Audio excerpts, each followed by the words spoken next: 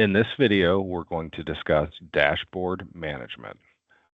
Environet Connect offers visual dashboards that consist of widgets. These widgets can be added, removed, resized, and changed location in the dashboard. In order to do that, we have to do that at the organization level. So we will select the accounts. If you're a partner, you can select your partner account. If you're doing this for a customer, you will go to customers and then select the customer. We'll go ahead and select the organization.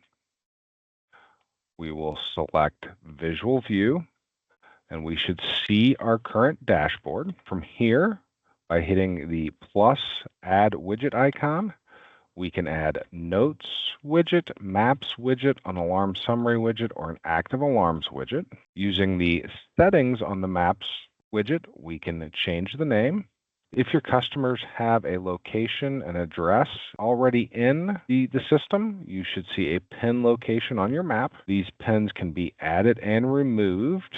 So you'll select add entity location if you need to add one. You'll populate the name and address, and the address will populate the latitude and longitude coordinates, and select save.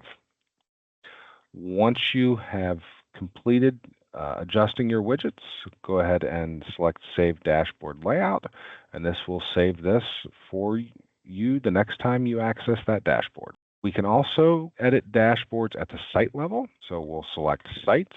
We'll select the site that we want to edit. Again, we'll go to Visual View. We can select Add Widget. We can add a floor plan. The floor plan allows us to upload a PNG file or a JPEG file. We can add notes, alarm summary, and active alarms. To add a PNG or JPEG file to the floor plan, once it's added, come over to the Settings option. You'll name the floor plan, and then you can select Choose File, and you'll be given the option to choose the file from your machine. Once you're done, go ahead and hit Save Dashboard Layout. And again, this will be ready for use the next time you come to your dashboard.